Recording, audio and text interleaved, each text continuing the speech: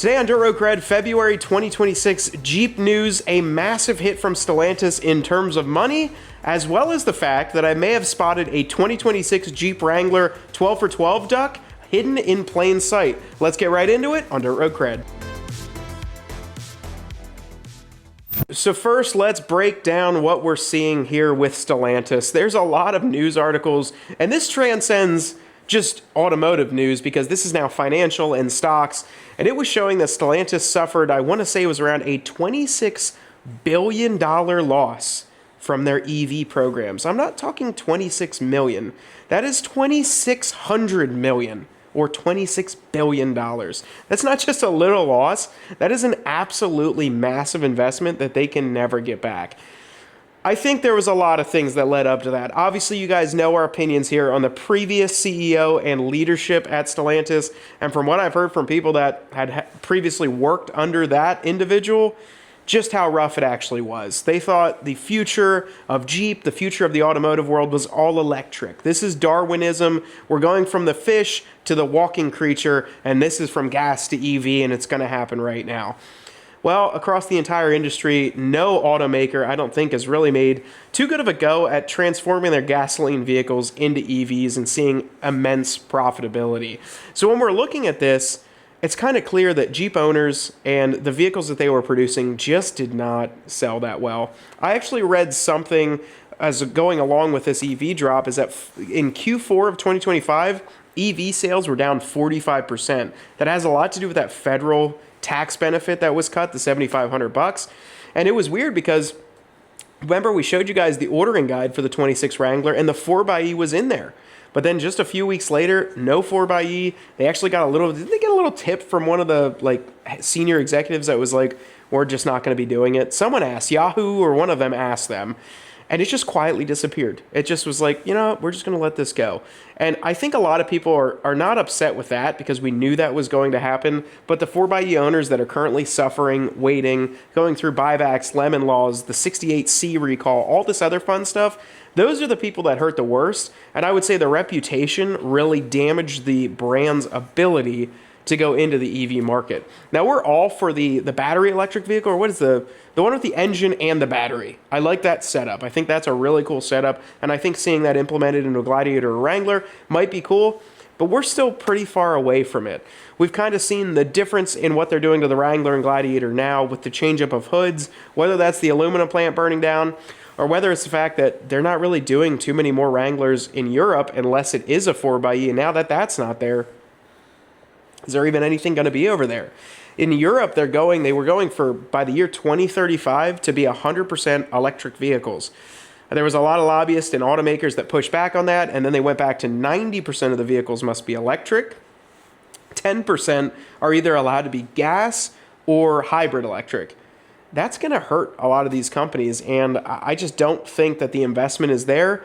I don't think that Stellantis should have dove that deep into it, but I do understand they probably had a lot of investments involved.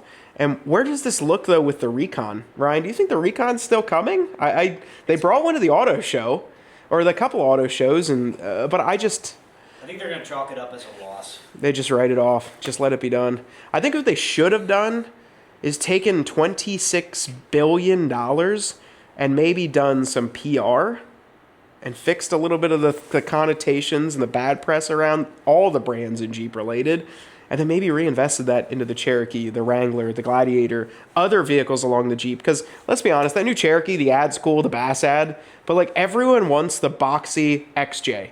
Literally, I think if they would release a boxy XJ with a cool engine, you'd sell them off the shelves.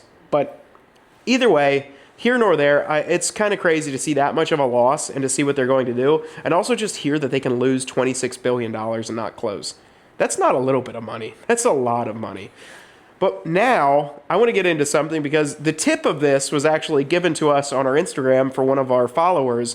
And we had to go check it out. So let's get into it because I think we saw a 12 for 12, one of the special edition Jeeps, just sitting here locally. Be sure to go down below and maybe hype up this video. If you're not subscribed to the channel, you might want to do that because YouTube is changing things a little bit where if you're subscribed, you're going to be seeing all of our latest videos. If you're not, it's very personalized now. So you might not be seeing all the Jeep content you want to. So hitting the subscribe button definitely helps. We have a ton of cool things coming up here in the future, even bigger giveaways than we're already doing, and some really fun stuff for you guys. But yeah, hype this video up because some people might not see it. And if you hype it up, it gets in front of more people. And that's what we're trying to do, is get this news out there, because without this, little tip from Instagram, we wouldn't have known that this was here. So it was kind of cool. We always go every year, my family and I, we go to the Great American Outdoor Show. It's held at the Harrisburg Farm Show Complex. It's a great outdoor show where like-minded individuals have a ton of displays out, hunting, sports, outdoors, camping.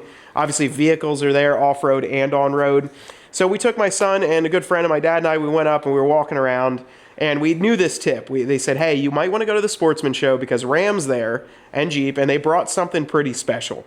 So I was like, all right, yeah, we're going to go anyway. So we went up Sunday, Super Bowl Sunday, and we're walking around, and sure enough, right next to the Ram booth, Ram's there, Ford's there, all these big brands, across kind of the little walkway, there's just a subtle America 250, looks like America 250 edition Wrangler, just sitting there.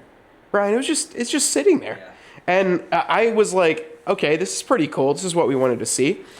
It's a 41 Wrangler, Extreme Recon, and a Rubicon. And as I started to walk around it, I started to realize that this doesn't look like just maybe a marketing vehicle. This does look like it is the America 250 edition.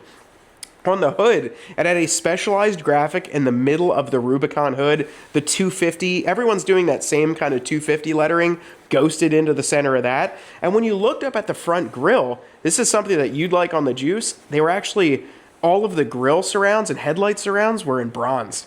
It was really neat. It was almost like a very deep bronze. If you remember the wheels on the 2024 392, a deeper bronze kind of surrounding that front grille. Winch package, steel front bumper. On the side, it had military style font, a little bit modernized. Instead, Rubicon, I'm not looking at the picture, Rubicon, and I believe a slash A250, America 250.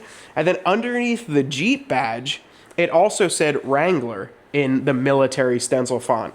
Now, unfortunately, and I think they did this on purpose, the two doors closest to myself were actually removed. But you could see the remnants of a wrap below the doors and on the side, and it looks like some sort of decal swooping up from the lower section of the front fender all the way to the back of the Jeep.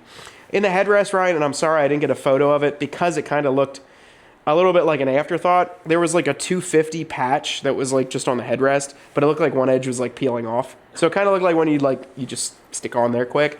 So is this almost like a press vehicle or like a preview of an America 250 edition?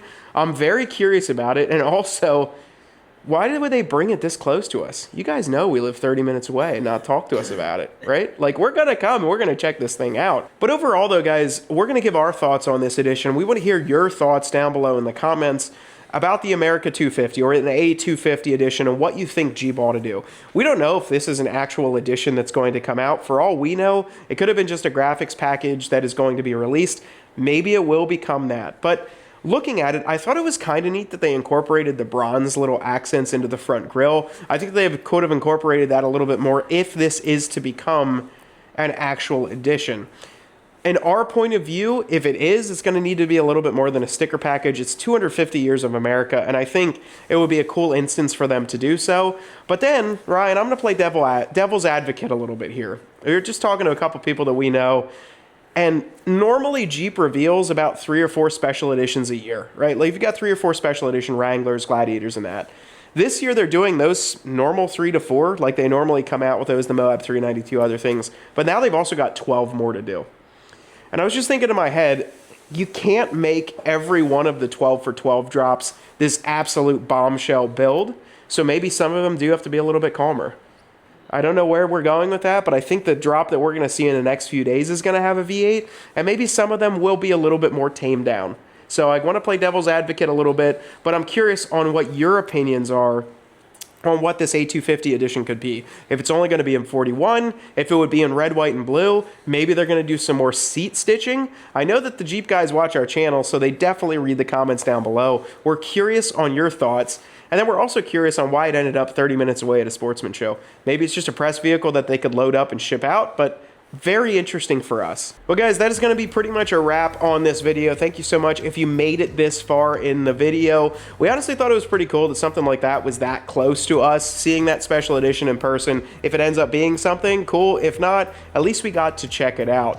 But you guys will be seeing some really cool content this week. This news video might have been a little bit shorter, but we've got a brand new install. I'm sitting next to it. We can't show you right now on the Rain Mojave. It's something we've never installed, and I think it's really going to give us that retro style we were going for. Stay tuned for that because it's literally going to be dropping tomorrow, and I think a lot of you at home are really going to enjoy that as well. Plus, on Thursday, we've got the new drop, so I think that thing's got a V8 whatever it is, and we're just going to have to see. So we're excited. We've got some really cool content coming out, and just so much going on behind the scenes, guys. We're planning our Daytona trip. We're going to be having, hopefully, 100,000 subscriber party, but you are the only ones that can make that happen. Either way, we're still gonna have a big party on the beach. We're gonna have everything, kind of send out some invitations as soon as it's all finalized, and we cannot wait to see you guys down there, and you can check out all of our builds in person if you are attending that show. We're starting to get some really cool parts in and get these builds finished up, which is beating out the winter blues, and we are ready for springtime though.